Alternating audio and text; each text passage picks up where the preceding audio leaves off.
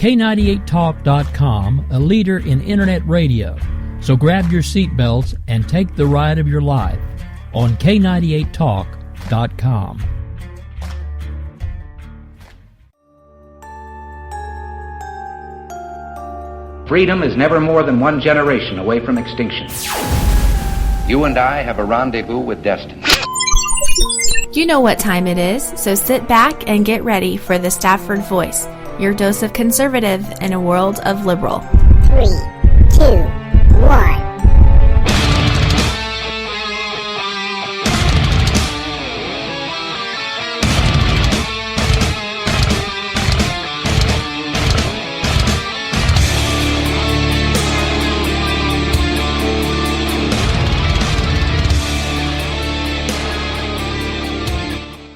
Hey, good evening. How's everybody doing tonight? This is the Stafford Voice. You are tuned in to the Stafford Voice. I am your host, Daniel Stafford, where we are conservative in a world of liberal. And tonight, I want to talk about, that old phrase, can't we all just get along? That's kind of what it's about. So, I want to remind you that there are plenty of ways to listen. So wherever you're at, set this channel as a favorite. Whatever you have to do so you don't get left behind. Because if for some strange, crazy reason you do miss the show, you'll be able to catch the replay, so just sit tight. There's no need to panic because, hey, I've got you. In the case you aren't already following on social media, you can find me over on the Twitters at Stafford Voice, or on Facebook. If you need a little more than 120 to 140 characters, all you gotta do is just search for the Stafford Voice. And while you're out there on the interwebs, you can stay up to date with some of the topics that we talk about here on the show over at the StaffordVoice.com. Again, that's the StaffordVoice.com. We put up a couple of new posts this week. They did kind of center around what happened leaving Iowa. And that kind of leads me into what I want to talk about tonight, which is, can't we all just get along? Look, Iowa's over. It's time to move on. Is it not? I mean, we can sit here and talk and complain and cry about who won, who lost, who quote-unquote cheated or stole the election, or we can act like grown men and women and move on.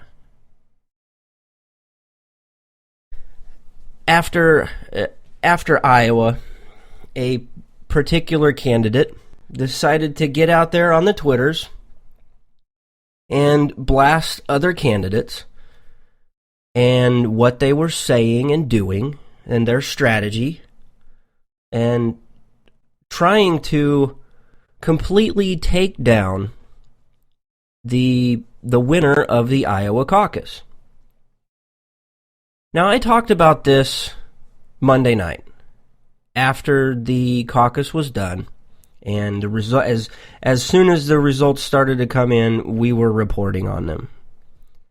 And it was pretty clear that after about 75% of the count was done and tallied up, we had a clear winner.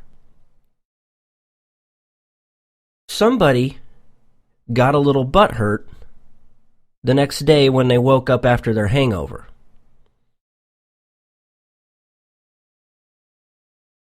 And I was a little beside myself. You would think better of these people because they are trying to go for the highest elected office in the United States. And yet, we want to get out there and cry about it. Now, again, I talked about this on Monday. I've talked about it before, that we pretty much knew going into Iowa that Ted Cruz was going to win. It didn't matter what the polls said. It did not matter. because we all know that you can't fully rely on the polls. Unfortunately, somebody got a little high on them and thought that just because they were doing well, that they were going to win. They promised all of he promised all of his followers, and if you know one thing about Donald Trump's word is everything to him. When he says something, he means it. He's going to try and get it done. When he says he's going to win and that he's going to make a deal that's going to be huge, you can guarantee it's going to be a big deal. He'll make it one. Knowing that, he was playing the good cop, bad cop. In my opinion, that's what he was doing. He was trying to figure out which one was going to stick. You know, like throwing the wet noodle against the wall. How do you know how pasta's done? Well, you take one, you throw it against the wall, and if it sticks, it's done. It's ready. Let's eat. Well, the good cop, Donald Trump, did well. When he first came into the election, he did fine. He did well.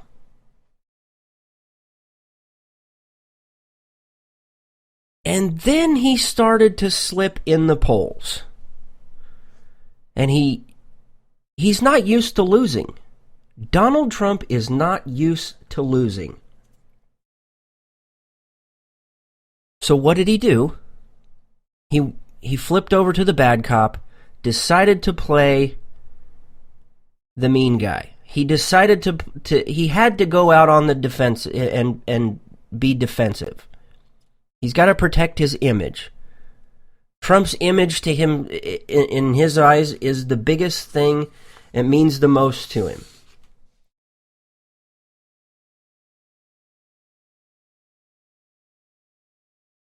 And so he wants to protect that.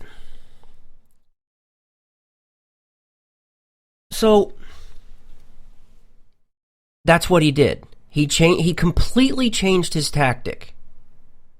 From the moment he started his campaign, he told everybody he was going to be the nice guy. He didn't want to attack anybody. He wanted to have a clean election. He was going to self-fund everything. And those two things gave him a pedestal to stand on. That he was going to fund his own campaign. That he didn't want to play dirty politics.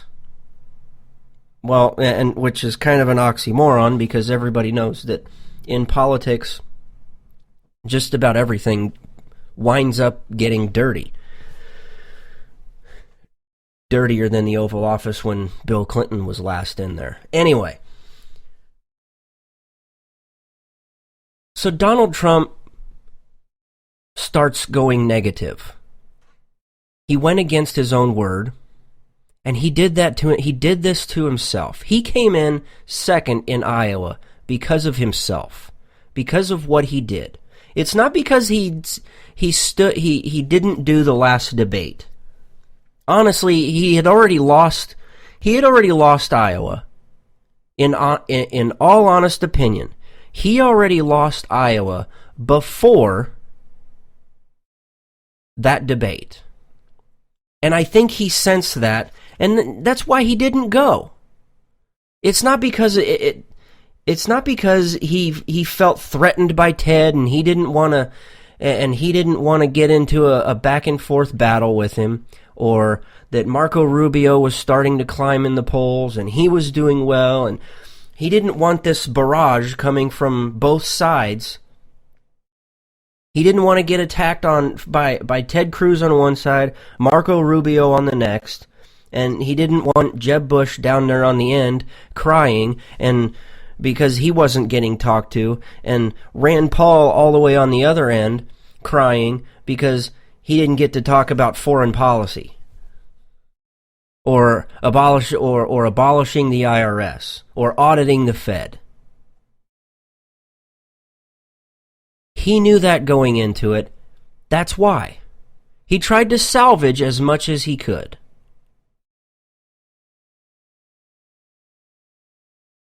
The debate was just one piece of the pie. So I had talked about this on Monday, that I had speculated that Donald Trump was going to wind up changing his tactics.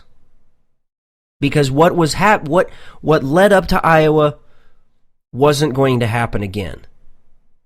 He's very smart. He's very strategic. A lot of people will try and pass off Donald Trump as being an idiot. He's really not. He really is smart when it comes to getting stuff done and trying to get his way. He really is. You have to pay attention to what he says, and once you cut through a lot of the gibberish in between the things he's saying, you can really get down to the brass tacks, and you understand that Donald Trump's not a dumb guy. He's really not. He knows what he's doing. He makes mistakes. He's human, just like everybody else. I can't believe I'm defending him, but let me get back to this. Let's stay on topic. I said that he was going to probably wind up changing tactic. Well, after Iowa, he threw his little Trumper tantrum, acted like a 2-year-old for a couple of days, retweeting people who are avid followers and saying that Iowa's dumb, it's not relevant, doesn't mean anything, nobody cares about Iowa, and he retweets it. So basically you're throwing a whole state away if you continue on in this election. I understand he was upset. He really wanted to win. That's who Donald Trump is. He doesn't like to lose, and he's usually not put into that position. So, earlier today in an interview with, I think it was with Anderson Cooper on CNN,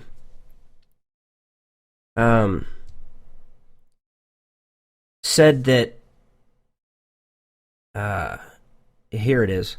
He said he's into New Hampshire now. It's just one of those things. It was sort of a lot of strange things. And I like Ben Carson very much. He got pretty roughed up, frankly, although it affected me maybe more than Ben, but I'm so much, because I've been now here for 2 days. I'm so much into New Hampshire, that I don't care about that anymore. That was in reference to all of the Ted Cruz stuff and the Iowa. He's over it. It's what he's saying. So then he was asked, but do you think Ted Cruz intentionally was spreading false information? And Trump's response was, I don't care. I won't even say. Let's see what happens. I guess people are looking at it. Who cares? We're into here. He picked up a lot of delegates. I was second. I picked up one less than he did, so that's not going to be even a factor. But this is the place that I'm focused. He's moved on. He's readjusting. So what's his new tactic? While he sat on the sidelines and watched what Ted Cruz was doing, see, that's the thing. How did Ted Cruz win Iowa? He spoke to more people. Yeah, look, you go out there on the internet, or whenever you would turn on mainstream media, or even other talk shows out there, all they would talk about was the size of these crowds that he's speaking to. They're huge. It's amazing. Nobody's been able to do this before. This is bigger than Obama. Whatever. It doesn't matter. You can pack a stadium full of 30 or 40,000 people, but how many of those 30 or 40,000 people are you actually speaking to? Just a handful. However, when you put together a grassroots following, when you put together a grassroots campaign and you go out there and you put your feet to the ground and you go from county to county to county and you speak at small venues, a couple hundred people, you're speaking to a lot more people than you are if you were speaking to a crowd of 30 or 40,000 people. Because you're able to connect. You're able to make you're able to give your message in a more personal sense. You're not speaking in a broad, general sort of way. You're speaking in a very focused manner. And if you're able to articulate what you're trying to get across, it definitely does make it a lot easier to get that message across to the person who you're trying to get onto your side to help push you across the finish line. Donald Trump recognized that. And just today, this is from an article from Breitbart, where just the sub-headline says GOP frontrunner Donald Trump is changing up his campaign style as he moves from Iowa to New Hampshire on Thursday ahead of the New Hampshire primary next Tuesday. So, how is he changing this up? Well, Trump is now going to start holding question and answer segments instead of just only delivering speeches at these big rallies. And he's also going to make he's also saying that he's going to make small campaign stops in addition to all the big rallies. So he's starting to figure this game out. He's dialing in, he's sitting over there and he's turning all these little magic knobs, and he's making stuff happen. To him, this is the biggest deal. This is bigger than being able to score a hotel a block and a half down from the White House in Washington, and being able to put the Trump construction fence around it. This is big for him. It's huge, okay? So he's now starting to understand this game of politics and how you go out and speak to people. At one of these little question and answer things today, he answered questions ranging everywhere from illegal immigrants to Social Security to defunding sanctuary cities. When he was asked about illegal immigrants, and so I guess somebody from the audience threw out there that illegal immigrants were the backbone of America, and Trump did not like that one bit. He said people that came here and they came here legally, people that came to this country legally and they worked their asses off, that's the backbone. And that's true. When asked about Social Security, he vowed to save it. When he was asked about defunding sanctuary cities, he said, quote, there will be no more sanctuary cities.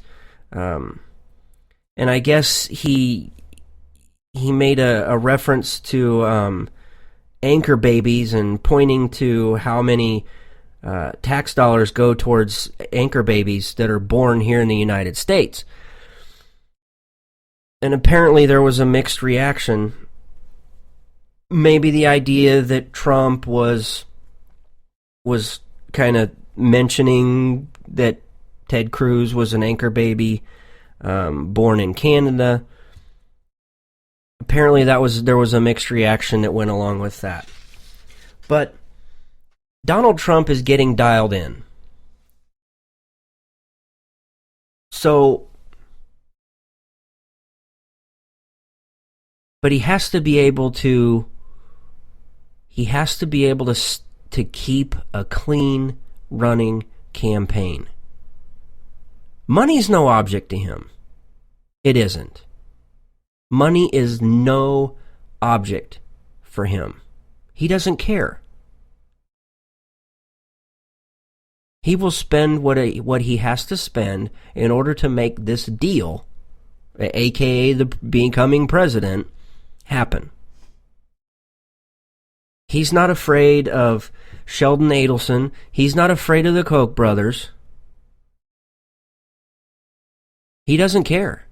He's not afraid of George Soros.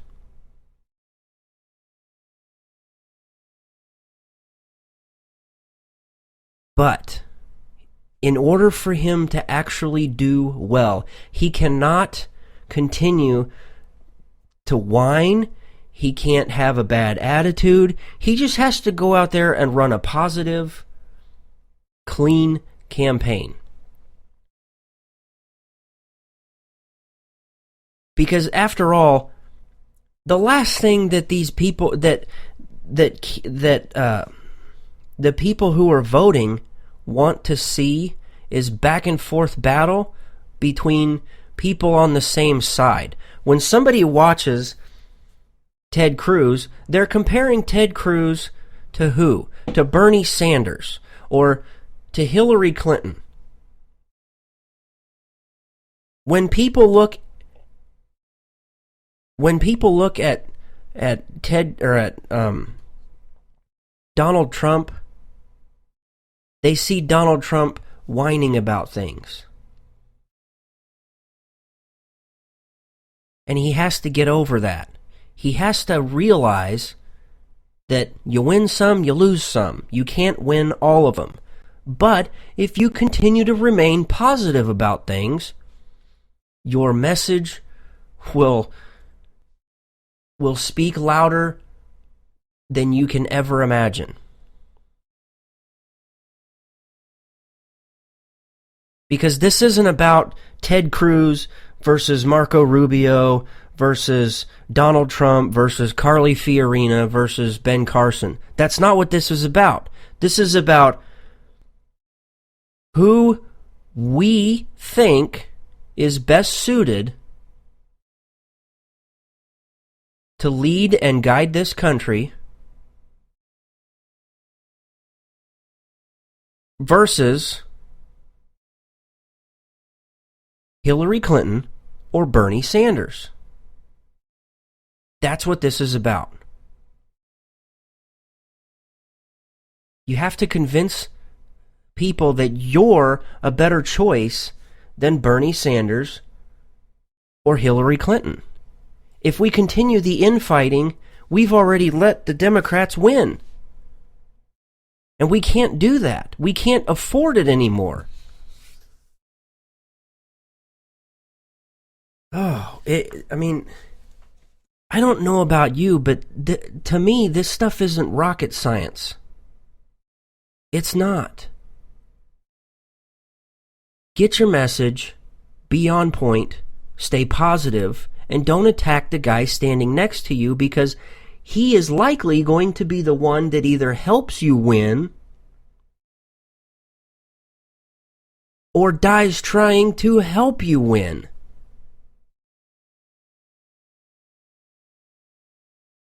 Donald Trump needs to realize that.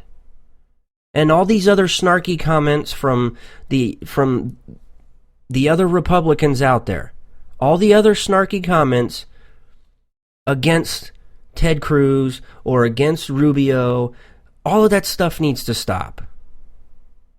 We're watering down our message, and our message has to be what separates us from the Democrats.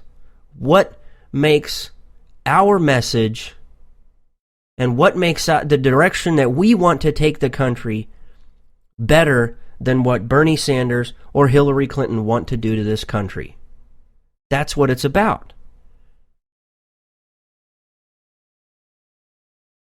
Now, we're going to take a quick break here, and when we come back, I want to talk about something that Bernie Sanders said yesterday. It's kind of a lengthy soundbite, but there are a couple of things in there I want to touch on, and I've got a couple of notes here from the Democrat debate, from the Clinton-Sanders debate that just is wrapping up right now. So I want to touch on some of that when we come back. You are listening to Daniel Stafford, host of the Stafford Voice, where, yes, we are conservative in a world of liberal. We'll be right back.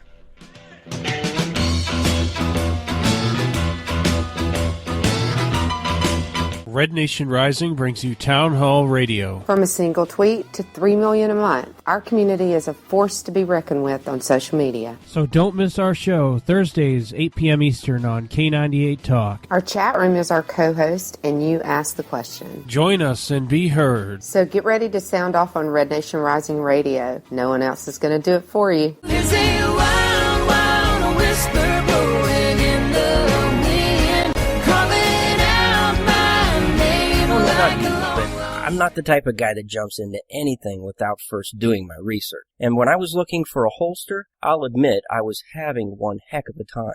You know what I'm talking about here. You find one you like, you try it on, it would be clunky. Another one fits good, but costs way too much. So you try on one last holster, it was slim, lightweight, priced right, but lo and behold, you slide your pistol in, and it falls right out. So what do? You've tried all these mass market holsters. Well, go custom.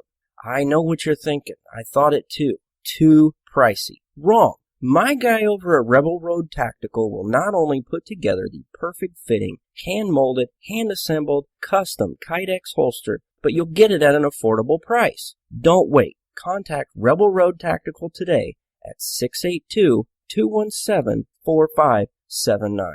Again, that's 682-217-4579. Place your order. It's the dramatic reinvention of Talk Radio. Here come the Spy Dolphins. The only thing that can cure racism is Robert E. Lee's penis. Who named this cat Limberbutt McCubbin? A Trump-Biden debate. Plugs versus rugs. Real serious nonsense. A show so bad you'll laugh at us. The worst podcast. We obviously hold that title. Mondays, 9 p.m. Eastern on K98 Talk.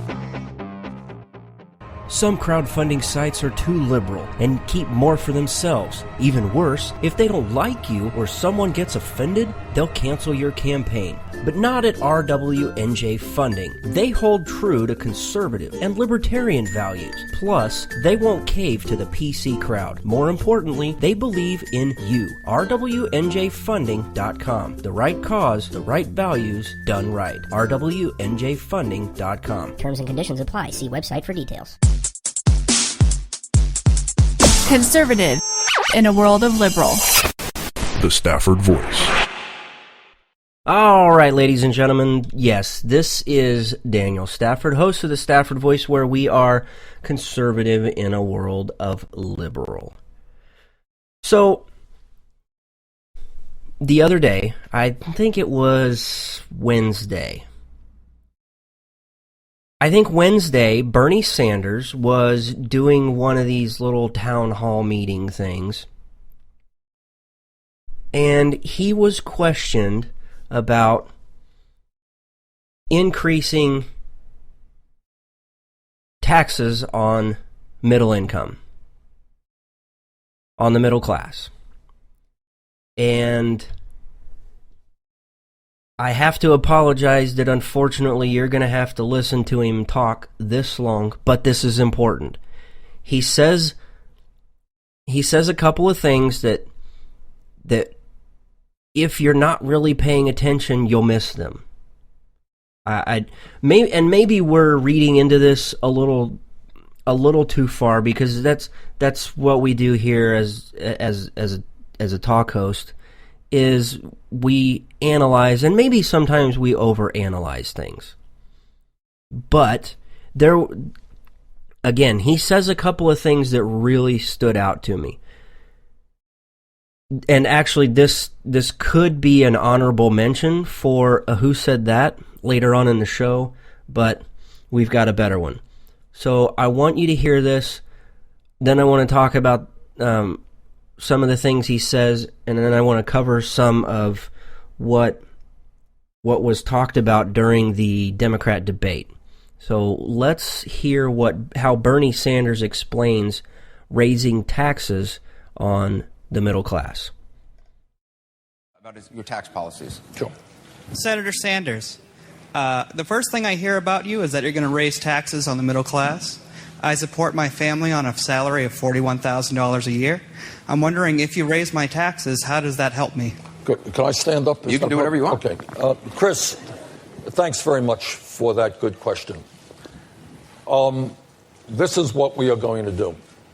The United States is the only major country on earth that doesn't guarantee health care to all people, and we end up spending far, far more per capita on health care, as do the people of any other country, Canada, UK, France, whatever. What we are going to fight for is a Medicare for all single-payer program, which would provide comprehensive health care to your family and every family in America. So let me tell you what we do. We raise your taxes if you're somewhere in the middle of the economy, about $500. But you know what we're going to do for health care? We're going to reduce your health care cost by $5,000. So you're going to pay a little bit more in taxes, but you're no longer going to have to pay private health insurance premiums. Now, I've been criticized for this, but I believe that health care is a right of all people, that we should not have these deductibles and co-payments. We should not be paying the highest prices in the world for prescription drugs.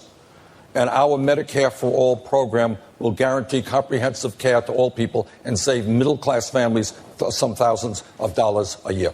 Chris, let me just ask you, does that math work for you? I mean, if it saves me on health insurance premiums, I will gladly pay more taxes. See, and Chris, what happens in politics, I don't want to shock anybody in the office, sometimes people distort things. And I've had 30-second ads run against me years ago. Bernie is going to raise your taxes. But they forget to say, we're going to do away with your private health insurance premiums. Bottom line here is, we spend almost 3 times more per person than the British, 50% more than the French. We can save substantial sums of money, and my Medicare for All system is funded in a very progressive way. Yes, you'll pay a little bit more, but your health premiums will disappear. That's assuming you can get that through, though. Well, that's true. But all of what I am trying to do assumes something. When I talk about making public colleges and universities tuition-free, and doing that and paying for that through a tax on Wall Street speculation, when I talk about rebuilding our crumbling infrastructure, which, as you know, is in disrepair all over this country, and talk about doing away with huge loopholes that major corporations now enjoy, so that in a given year you have these large corporations making billions, not paying a nickel in taxes because they're putting their money in the Cayman Islands. Now, how do we get these things through? What this campaign is about is not just electing a president. It is creating a political revolution where millions of people, many of whom have not been involved in the political process, stand up and demand a government which represents all of us, not just wealthy campaign contributors. That's how we make change. Let me ask you. Okay. So, let me get this straight. This person attending Bernie's town hall claims to be middle class at making $41,000 a year. Right off the bat, we know that, in all honesty, he doesn't pay taxes. He doesn't. At $41K, you get everything back. And he actually may get a little more back because of it.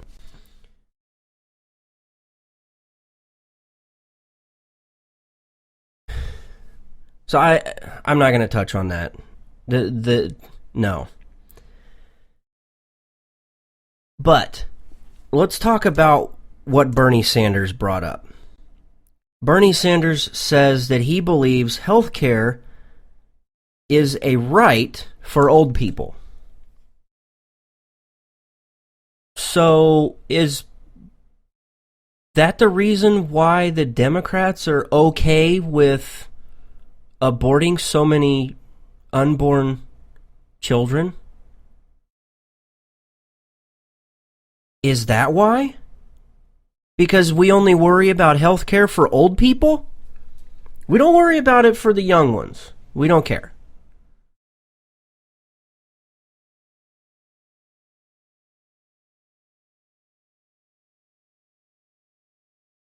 Raising taxes $500 to cut healthcare premiums, private healthcare premiums, by $5,000. I don't know. I have a feeling where he's pulling that out of. I think maybe that's his 71 or however the hell old he is, out of his 80-year-old Pampers. That might be where he's pulling these numbers out. But what's really sad is the questioner's response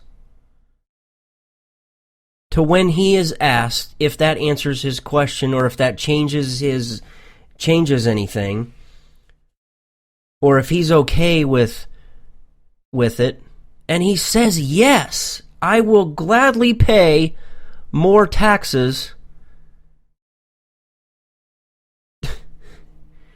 to not have to pay healthcare premiums.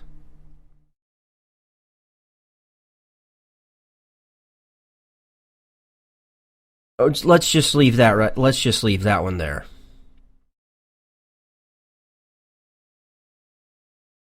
Because then Bernie says Medicare for all.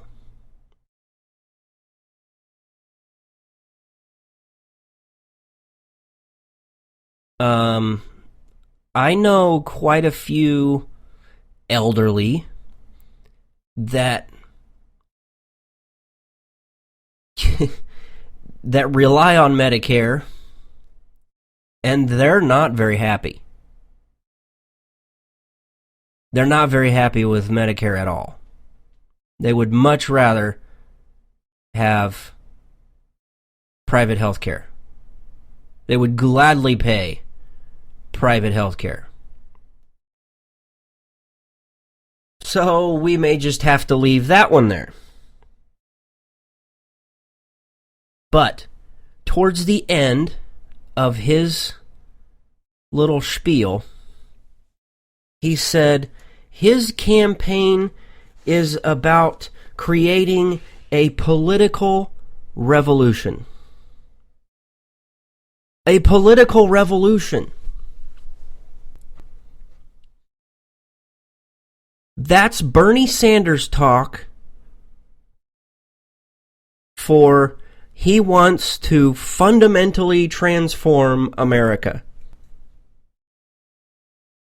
And if you remember 8 years ago, our current president campaigned on that very idea. Obama wanted to fundamentally transform America.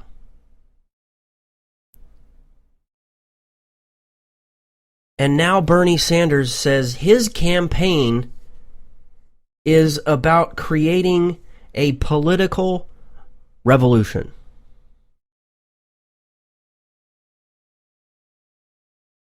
I don't know about you, but that kind of creeps me the hell out of here. What else is creepy is having to listen to and try and keep up with the Democrat debate. So, I made a few notes.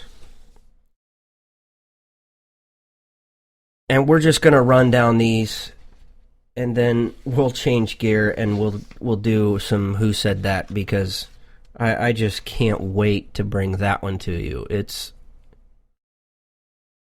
it's grand. That's really all I can say about it. So apparently Hillary Clinton wants to get things done. And one of those things she wants to get done is she doesn't want to have to start over with healthcare. She said that we need to get from 90% coverage to 100%. And that she wants to do that before making college affordable. Not free, but affordable.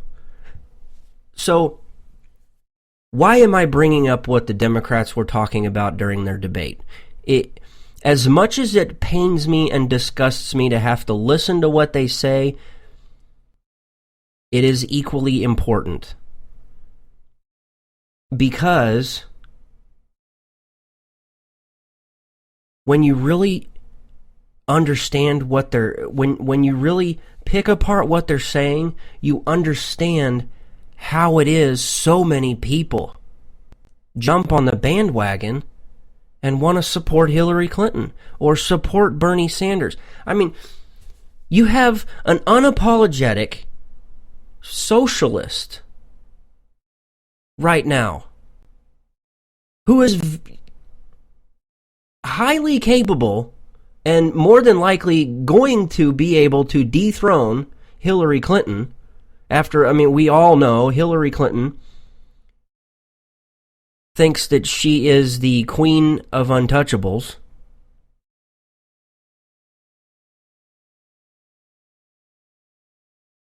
Listen to what Clinton said. She wants to make college affordable. I guarantee somebody that you know, at least 5 people right now. At least 5 people who are either in college or paying for college. And I guarantee you that of those 5 people, all 5 of them will tell you it is ridiculously priced.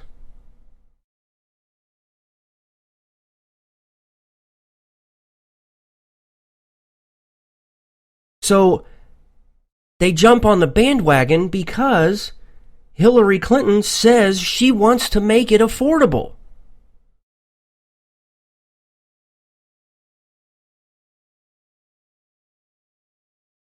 Not free, because she knows that there is no way in hell she's going to be able to come up with a way to pay for it.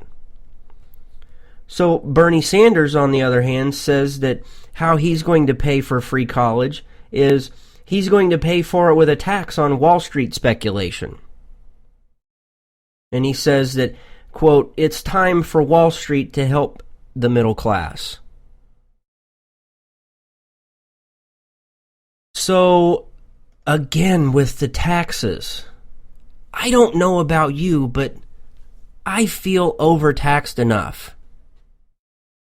I am sick and tired of seeing how much money gets taken away from me and redistributed to others that sit like fat cats with nice TVs, cable television, Obama phones. And now we want to tax somebody who's out there trying to create more wealth. I guess it's just the way it's all in the way you look at it and think about it. Well, so Sanders, at one point he called out Hillary Clinton saying that she's got the entire establishment behind her. And he's got over 1 million people. I can't even read my own handwriting. Oh, he's got over 1 million people contributing an average of $27 apiece. And that, quote, my campaign is a campaign of the people, by the people, for the people. Now we're invoking Lincoln? An unapologetic socialist named Bernie Sanders is quoting Lincoln. And it resonates with people. Never mind the psychological impact that, speaking in threes does when you list out 3 things. Never mind the psychological aspect of it. He's doing this for you. Nobody else. He's not attached to these big corporations. He's not attached to the establishment, even though he's been in Washington for quite some time. He's not attached to these big banks. He's not about any of that. He's for you, for the people.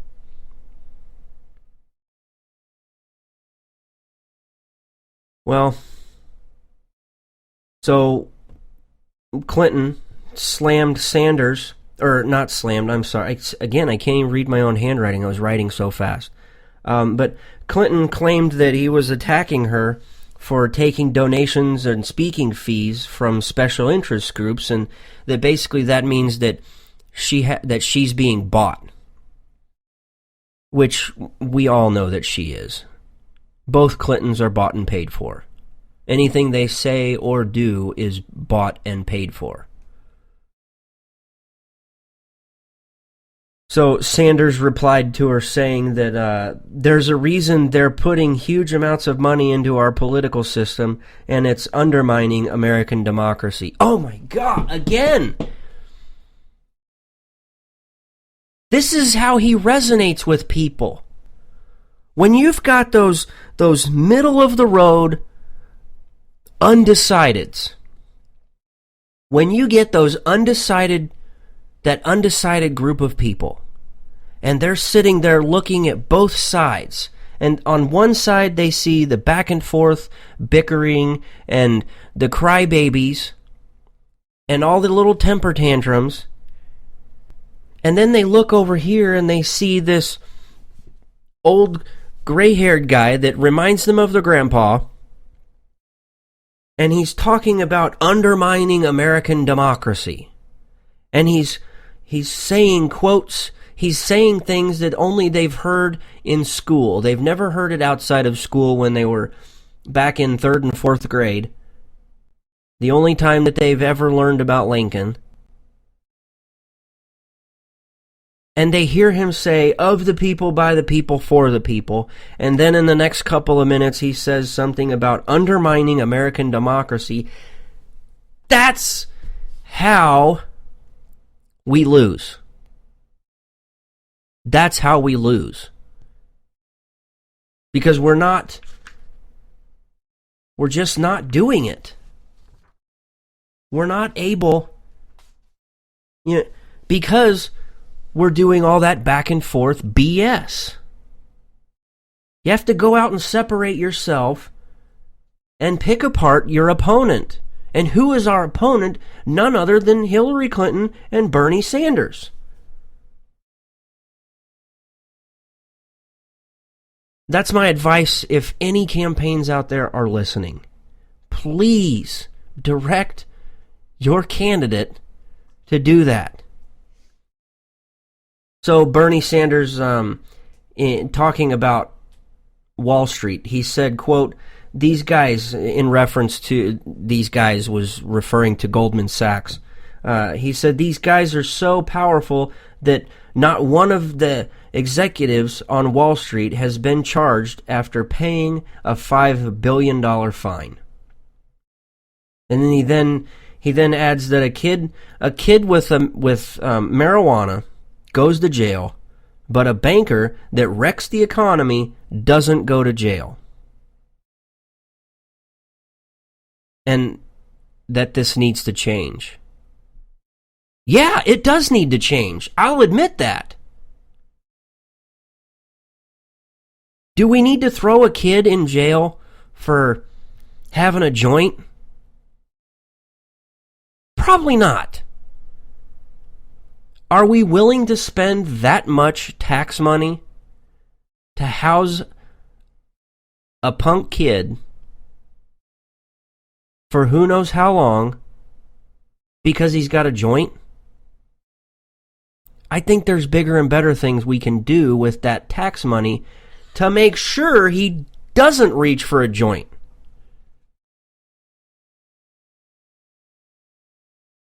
This is how they resonate. This is how they are bringing those fence sitters onto their side. And just because this really pisses me off.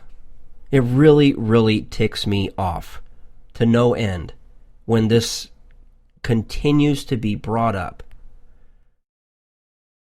Apparently they were talking about how does Hillary Clinton really have experience on foreign policy?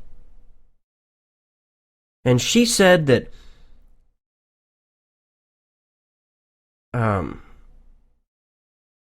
her record proves that she's got good judgment because she helped make the decision to get bin Laden.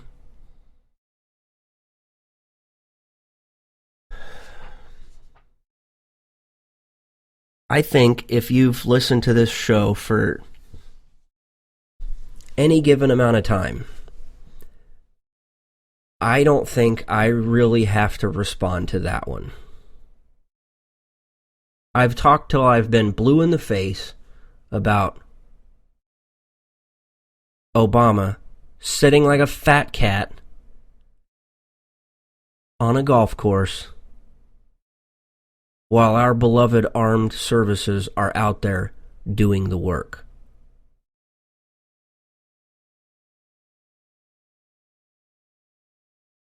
Hillary Clinton's record proves just because she has foreign policy quote-unquote experience, her experience proves she's not qualified to be president. It's just so disgusting. It really is. But you know what? Let's do this. Let's change the tone for just a little bit.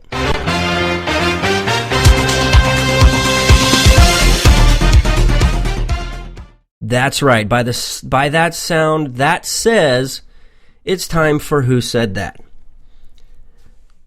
And this week's Who Said That, boy, it's a real chuckle. I mean, it's borderline insanity. I mean, beyond a shadow of a doubt, this person is completely stuck on stupid.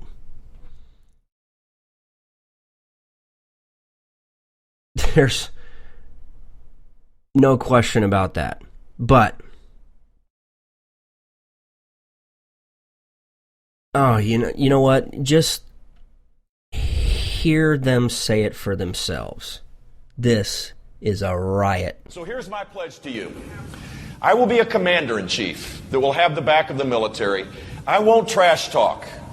I won't be a divider-in-chief or an agitator-in-chief. I won't be out there blowharding, talking a big game without backing it up. I think the next president needs to be a lot quieter, but send a signal that we're prepared to act in the national security interests of this country, to get back in the business of creating a more peaceful world.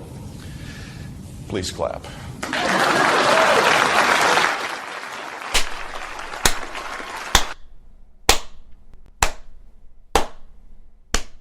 Bravo! Bravo! That's right, Mr. Jeb. Oh, my word. Listen, if you're that hard up, hire a bunch of hookers, buy a bag of Coke, snort it up, and have a good time. If your message sucks that bad that your audience is so bored that they forget to read the cue cards to clap and you have to ask them to clap, suck it and go back home. You've lost. You don't have a chance in hell. But please clap. Okay, seriously, if you're out there right now listening, please clap for Jeb ? Oh, I'm so... It's... yes. I listen, if you're good with... I need to ask you guys for a favor. If you're listening right now, please do me a favor. Please go out there. If you're good at Photoshop, I want somebody to go out there, and I want to share this like crazy. I don't want the credit for this. Whoever puts it together, please just tag me in it or whatever, and make sure I see it, because I just want to see it. I don't know how to do the Photoshop thing. I can't do it. I could put some scribbles on a piece of paper and call it funny, but if somebody's got some mad Photoshop skills, please do this. Take that stupid little Jeb logo, cut out the exclamation point, the exclamation mark, and put in a question mark with the same font. Please do that for me. I picture what I see in my head looks absolutely hysterical, and that actually deserves a clap. Not the kind of clap that we would hope Bill Clinton has, but that's a whole different segment for a whole different show. But I'm looking at the time and I realize that's all we've got for tonight. And then, God willing, the Stafford Voice will be back next time, right here. Same bat time, same bat channel. Mondays and Thursdays, 9 p.m. Central, 10 p.m. Eastern. Do me a favor, you can follow me on the Twitters at Stafford Voice, or you can look me up on Facebook if you need more than 120 to 140 characters to say what you really need to say. All you got to do is just look for the Stafford Voice. Hit that like button, share it with your friends and your family. Also, if you want to remain anonymous, or you've got a good news tip, or a good lead on a story, or questions, or comments about anything that you've heard, feel free to email them to me at thestaffordvoice@gmail.com. Again, that's thestaffordvoice@gmail.com. And from the bottom of my heart, ladies and gentlemen, I want to thank you so much for your time, and until next time, thanks and God bless.